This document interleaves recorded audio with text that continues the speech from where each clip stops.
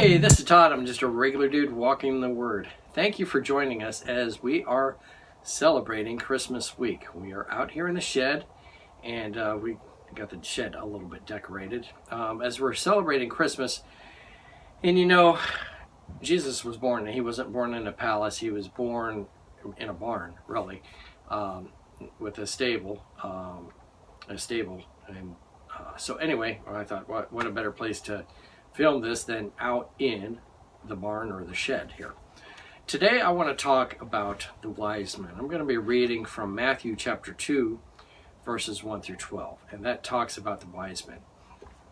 There's only Luke and Matthew of the four Gospels are the ones that talk about the birth of Christ, and only the book of Matthew talks about the wise men. Okay, so we're going to talk about that today. If you have your Bibles, which I do, and I encourage you, if you're out in the weather and stuff, you can get one of these waterproof Bibles. How great is that? You know, so it doesn't get messed up if you're out kayaking or whatever and get caught in the storm. You got the waterproof Bible. So anyway, this is I'm reading from the NIV, and it says this: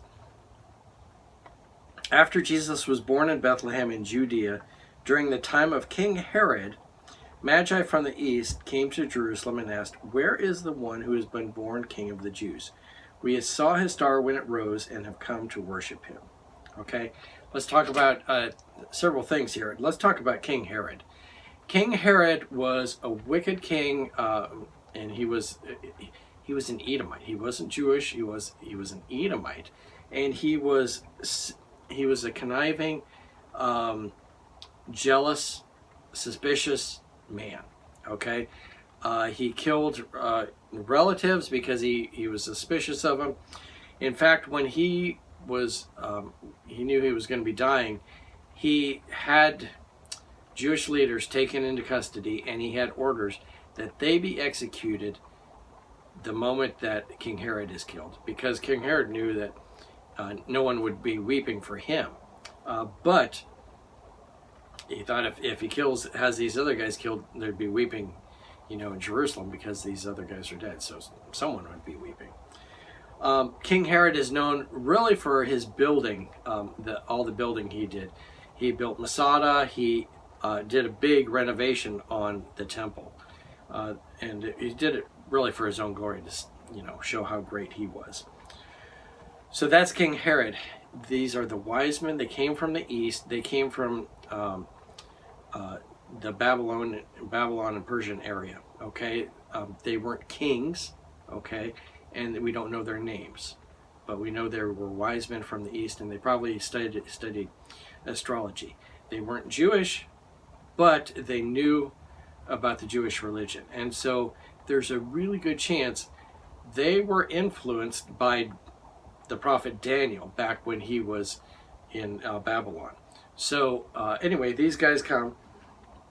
Let's find out what happened. So they come and they ask, "Where is the King of the Jews? We saw his star and rose and have come to worship him." They had been on a journey from Babylon, that area, to find this king. Okay, verse 3: When King Herod heard this, he was disturbed, and all Jerusalem with him. Okay, he's disturbed because he's a jealous guy. He sure doesn't want any king around.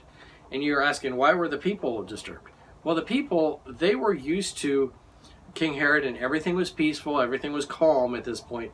But if there's another king comes into town, they knew, watch out, because King Herod is going to do something crazy. And sure enough, he did do something crazy. Okay, so he was upset, and the people were upset.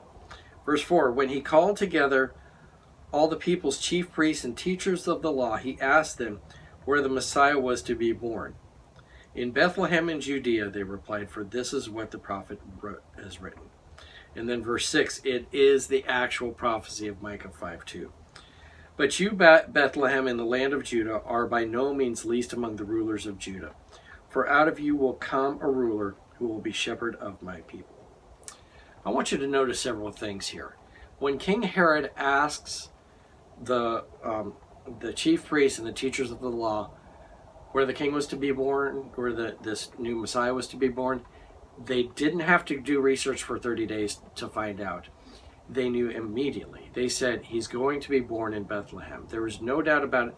They had studied the prophets. They knew that he would be born in Bethlehem.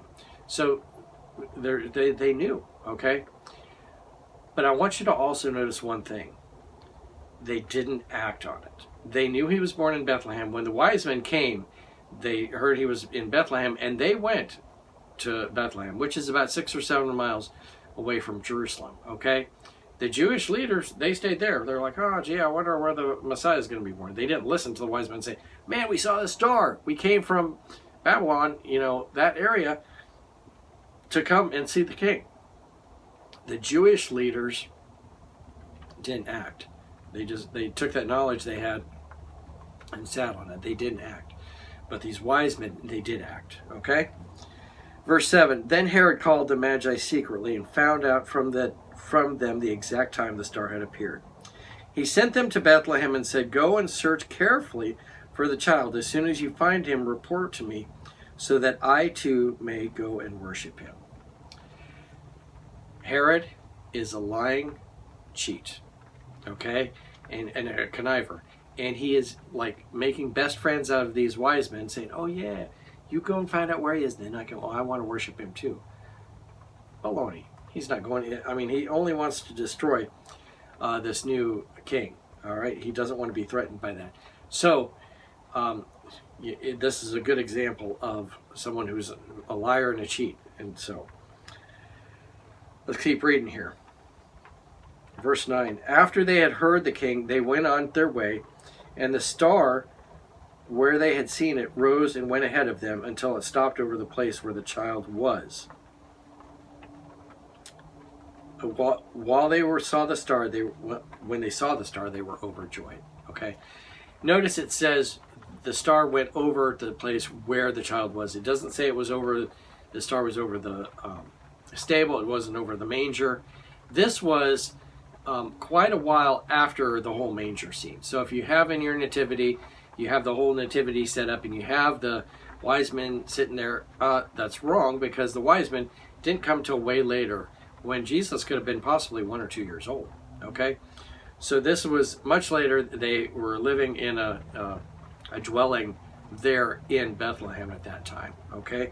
And so then the wise men come, and that star comes right over there, and they know this is where the Messiah is going to be born, or was born, sorry. And I want you to notice too, they saw the star and they were overjoyed. They weren't like overjoyed, like, oh wow, look at that magnificent star. That was awesome. But they were overjoyed at where the star was leading them. That's what they were overjoyed at the goal. Okay. Verse 11. On coming to the house, they saw the child with his mother Mary, and they bowed down and worshipped him. Then they opened their treasures and presented him with gifts of gold, frankincense, and myrrh. And so the whole purpose of the wise men coming is this: to worship Jesus. That's why they came. It says right here. It says they bowed down and worshiped him. That was the reason they came. Okay? They brought the gold, frankincense, and myrrh. The frankincense and myrrh, those came from the Far East, and it took a lot of work to harvest that, you might say. And then the gold was a symbol of royalty and wealth, okay? And the frankincense and myrrh would be objects that would be used, also would be significant in the burial. These three gifts also would have helped finance their time in Egypt, okay? We don't have record of how Jesus' family used these gifts. They could have all been, sold when they got to Egypt to finance their time there. They could have been kept. We don't know, okay? So we don't know what happened to them. Verse 12, and having been warned in a dream not to go back to Herod, they returned to their country by another route. Finally, the wise men, they obeyed God. God gave them clear instructions in that dream. Don't go back to Herod, okay? They could have easily said, hey, Herod, he was like a best friend to us while we were there. Let's go back and visit him, tell him all about this. No, they didn't do that. They listened to God's instructions and went back another way, okay?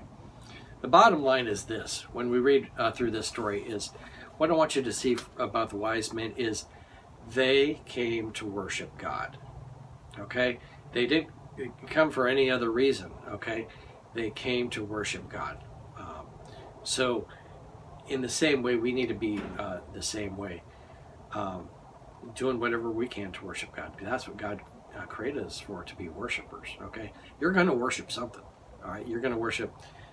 Herod, he was worshiping himself. All right? But these wise men came to worship God. I encourage you, be a worshiper of God. Thanks for watching. I'm just a regular dude walking in the Word, and I'll see you tomorrow as we continue our journey during this Christmas week. Merry Christmas and Lord's blessing to you.